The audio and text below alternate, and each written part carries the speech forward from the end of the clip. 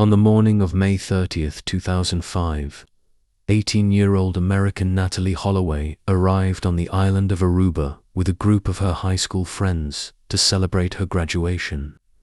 Aruba was a popular tourist haven, a destination for sun and beach lovers, yet this day would take an eerie turn. That night, Natalee was enjoying herself with her friends at a nightclub.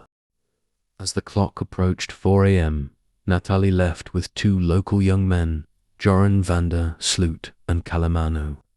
After that, Natalee vanished, leaving her friends in a state of shock. In the initial moments, everyone thought that maybe Natalee had gotten lost or decided to go somewhere else. But as time passed, the concern evolved into a disturbing reality. Joran and Calamano initially claimed they had accompanied Natalee to her hotel, but there was no other witness to back up their statements. The next day, when Natalee didn't show up, her friends grew worried and contacted the police. What was shocking was that the two young men who had been with her showed no real concern over her disappearance. Their stories conflicted, which made the police suspicious of their actions. As hours passed, the mystery surrounding the incident deepened, and Natalee's family began to have growing doubts. Did these young men know more than they were admitting? The real questions started to surface. In the early hours of the investigation, Aruba's police began questioning the young men who were the last to see Natalee. Joran van der Sloot gave inconsistent statements about what happened after they left the club.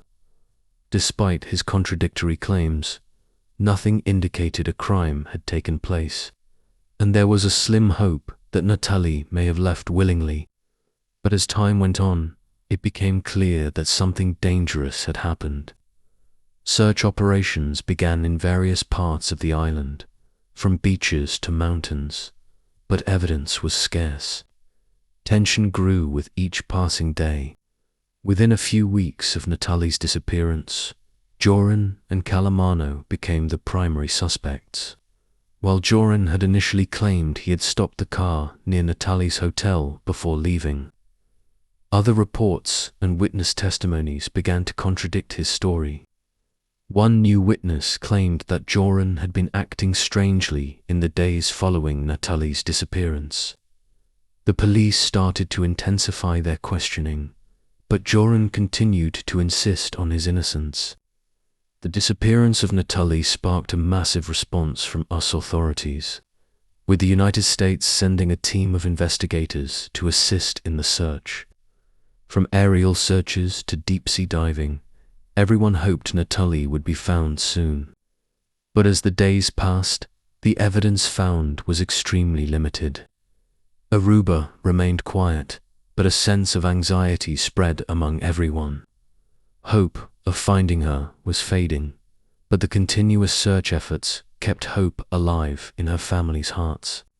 In mid-June 2005, more than 2 weeks after Natalee's disappearance, her family announced a large monetary reward of $1 million for anyone who could provide information leading to her whereabouts.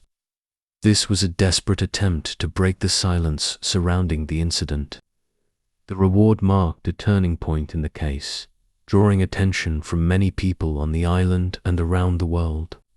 As information poured in, new details emerged, but no conclusive evidence about Natalee's fate was found. In July 2005, the police began arresting Joran and Calamano after their behavior in the days following Natalee's disappearance raised significant suspicions. Investigations deepened, and the two young men were interrogated intensively. Joran appeared nervous and uncooperative, with contradictions emerging in his statements. Under pressure, he changed his story multiple times. It was clear that they were hiding something. The situation grew more complicated when investigations revealed that one of them knew something far more serious. In August 2005, the police uncovered several puzzling pieces of evidence during their search. There were signs of a struggle, but Natalee's body was never found. At the same time, suspicions about who was truly responsible grew. Was Natalee involved in an accident, or was it a murder? All the evidence pointed to something unusual, but nothing was conclusive enough to prove the truth. The mystery continued to surround the case, and the police felt their options were narrowing. As time passed, investigators failed to present solid evidence against Joran van der Sloot, and he was released in September 2005. Nevertheless, the police remained suspicious of his involvement. At this point, many began questioning why they hadn't been able to prove his link to Natalee's disappearance.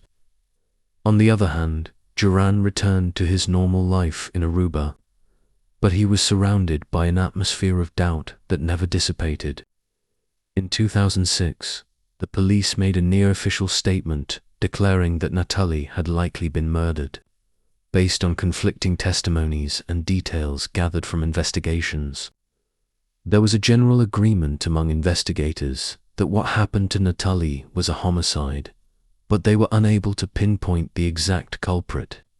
New suspicions arose surrounding Joran, but evidence was still insufficient to charge him. In 2006, after the police failed to gather strong evidence, Joran van der Sloot returned to the Netherlands. His escape from the investigation did not quell the suspicions surrounding him. The American and international media began to follow the case closely, and Natalee's family hoped to have the investigation reopened. But as time passed, the hope of finding the killer seemed to diminish. By 2008, investigations began to uncover a darker history in Joran's life, revealing evidence of violent and illegal behavior in the past. This discovery marked a pivotal moment in the investigation. Authorities gathered more evidence using advanced techniques such as DNA analysis, which indicated that Joran might have been involved in the crime. The approach to the truth gave everyone renewed hope. After years of investigation, authorities began preparing for Joran's trial in the Netherlands. However, the case was incredibly complex due to the lack of sufficient evidence to convict him. As the trial progressed, the case gained international attention, and everyone was waiting for the final word of justice. In 2008, with advances in forensic technology, investigators used new methods such as DNA testing and fingerprint analysis, leading to the discovery of new evidence that could help solve the mystery. Despite this progress, the evidence still wasn't enough to convict Joran. But for the first time, the case revealed real signs pointing toward the perpetrator.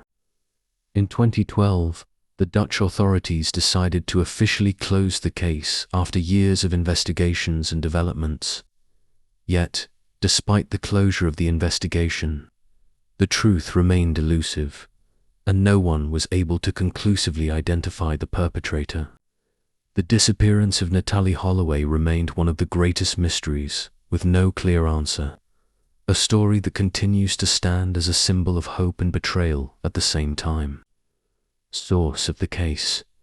The case was documented in legal records in Aruba in 2005, and the investigation was closed in 2012.